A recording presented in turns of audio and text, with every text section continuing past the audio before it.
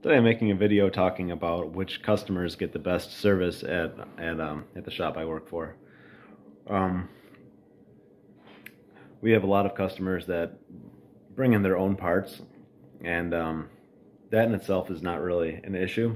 You know, if you already had something quoted, or you know what it needs, maintenance components, and let's say you bring in all coils and spark plugs, and they're all good brand, and they're when you want to save some money, that's totally fine, and we will absolutely install those parts. We won't give you the shop's warranty on them, but we will install them.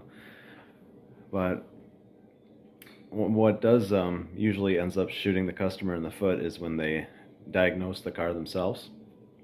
And for instance, we had a customer that had a Audi S4. This is a while ago, but it is just the best example I can think of right now. And stuff like this happens all the time. We had a customer with a S4 that was on the highway and downshifted. The car stopped moving. It lost all gears. The car just kind of rolled to the side of the road, and he said that he was sure he blew up his clutch. So towed it into the shop, bought himself a flywheel. It's an expensive flywheel. Bought himself a clutch and all of the clutch kit. Over $1,000 in parts, and didn't say really the whole story. Just said install clutch kit, customer supplied. And towed the car in. So me, not knowing the whole story and not asked to diagnose the problem, I just start pulling the car apart. And as I get one of the right front axles off, I noticed the CV joint just pretty much exploded. So that's how he lost his drive. So it could have been a much easier job, because I was, first I kind of had the trans hanging, and I ended up charging more than I would have if he would have just came in saying, my car isn't moving. After I did a hard downshift on the highway, what do you think it is? I would have got to the bottom of it quickly. This just customer supplied clutch. They push it onto my hoist. I just start pulling the trans. I got the trans hanging down. And then I didn't have the trans out or anything. I didn't get that crazy, but I had the, it took me a little while before I started to, get the axles and play with them a little bit, and realize that the inner joint just spins.